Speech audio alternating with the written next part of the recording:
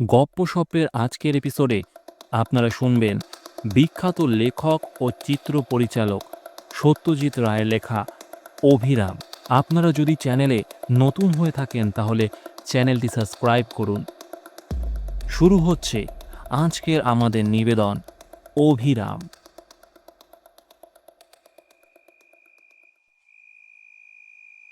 তোমার নাম কি?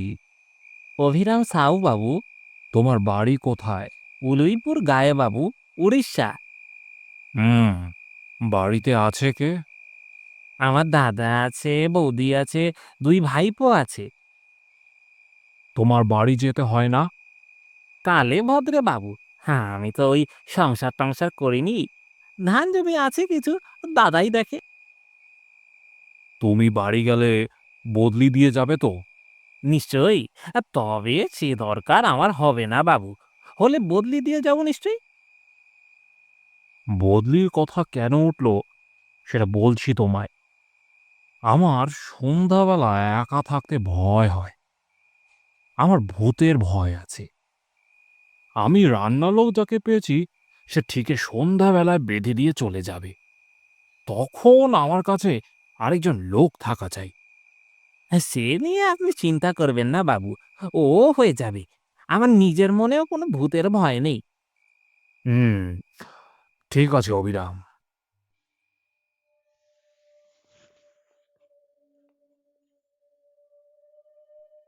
লোকটিকে বেশ ভালোই লাগলো শঙ্করবাবুর। 40-এর কাছাকাছি বয়স, বেশ হাসি খুশি চালাক চতুর চেহারা। স্টেট ব্যাংকের কর্মচারী শঙ্করবাবু এই 7 দিন হলো বদলি হয়ে পশ্চিম বাংলা আর ওড়িশার বর্ডারে একটা ছোট্ট শহর কাঞ্চনতলায় এসেছেন।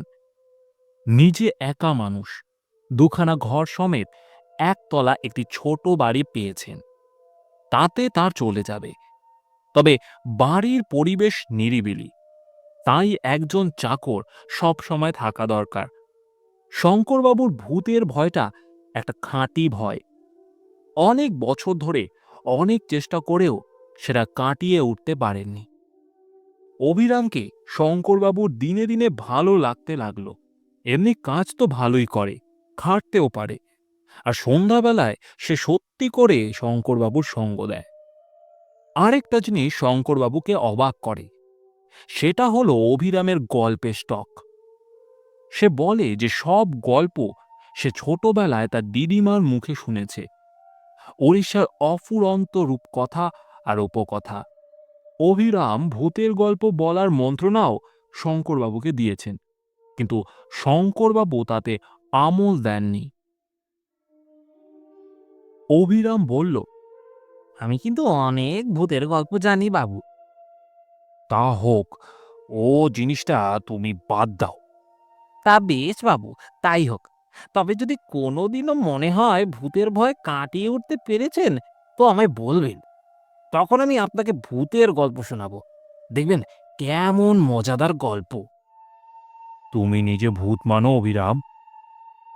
আমার মানা না মানার কি আছে বাবু? ভূত থাকলে আছে, না থাকলে নেই। ব্যাপুরিয়ে গেল। তবে হ্যাঁ, ভূত মানেই যে খারাপ লোক হবে, এটা আমি মানি না। ভালো ভূত হলে খেতে কি? কথা আর বেশি আগালো না। এই ঘটনার 3 মাস পরে এক বর্ষাকালের সকালে অভিরাম শঙ্করবাবুর কাছে এসে বলল, বাবু, দাদার কাছ থেকে চিঠি পেয়েছি। বেশি বর্ষা হওয়ার ফলে আমাদের ফসলের খুব ক্ষতি হয়েছে। দাদা একা সামলাতে পারছেন না। আমাকে 3-4 দিনের জন্য যেতে দিবেন বাবু। শঙ্করবাবু এই অবস্থায় না করতে পারলেন না। কিন্তু তুমি যে যাবে, লোক দিয়ে যাবে তো? নিশ্চয়ই, খুব ভালো লোক। তবে সে বোধহয় আমার মতো কথা বলতে পারবে না। তা হোক, সন্ধ্যাবেলাটা আমাকে একটু সঙ্গ দিতে পারলেই হলো। তা খুব পারবে। আপনি যতক্ষণ না শুতে যাবেন, ততক্ষণ ও আপনার কাছেই থাকবে। অভিরাম চলে গেল। 3 দিন পর শঙ্করবাবু এক পোস্ট কার্ড পেলেন তার ভৃত্যের কাছ থেকে।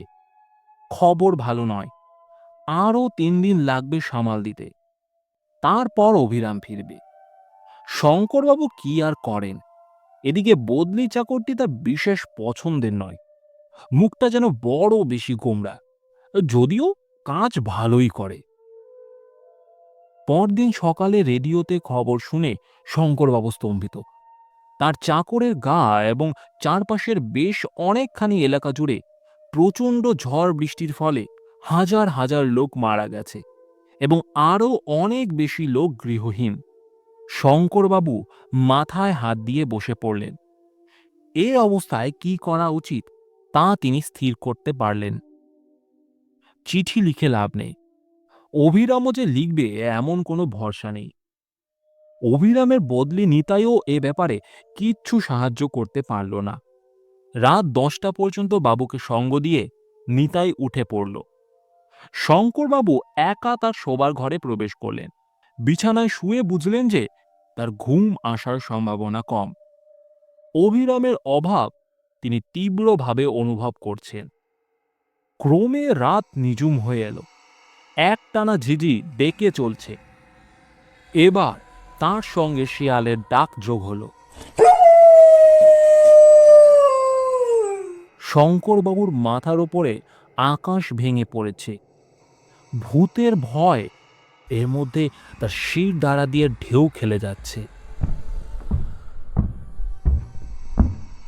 ও ওটা কি পায়ের শব্দ না? শঙ্করবাবু বুঝলেন তার গলা শুকিয়ে কাঠ হয়ে গেছে। বাবু, সে কি? এই যে অভিরামের গলা। অভিরাম, অভিরাম নাকি? চাপা গলায় প্রশ্ন করলেন শঙ্করবাবু। হ্যাঁ বাবু, আমি এসেছি, ফিরে এসেছি।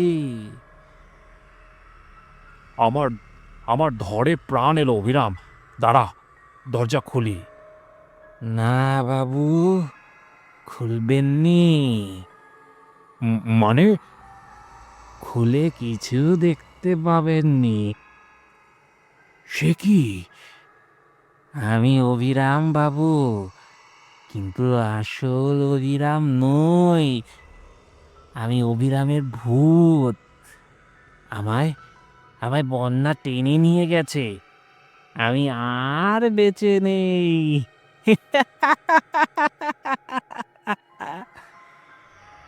কোনো উত্তর নেই শঙ্করবাবুর দিক থেকে।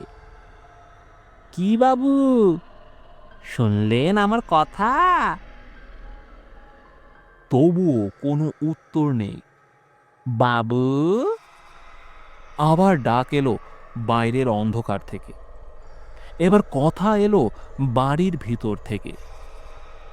তোকে কিভাবে দেখতে পাবো? শুধু একটা ব্যাপার হলে পাবেন। কি? আপনিও যদি ভূত হন। তা সে আর তোকে বলছি কি? তুই ভূত হয়েছিস শুনেই তো আমার আত্মারাম খাঁচা ছাড়া হয়ে গেছে। আবার দেহ ওই পড়ে আছে খাটের ওপর, দৃষ্টি ঘরের ছাদের উপর, দেহে প্রাণ নেই। তবে চলে আসুন বাবু। এই এলুম বলে আমাকে গল্প শোনাতে পারবি? ভূতের গল্প? কারণ এখন আর ভয় করে না। বাকি বরণটা গল্প শুনে কাটিয়ে দেব, কি বলিস? যা বলেছেন বাবু, যা বলেছেন।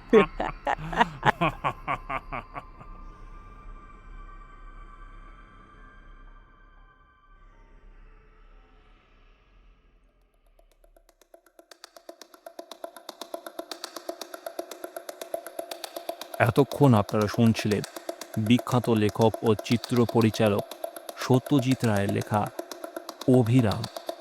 গল্পটি আপনাদের কেমন লাগলো কমেন্টে অবশ্যই জানাবেন। দেখা হচ্ছে পরের পর্বে নতুন কোনো গল্পের সঙ্গে।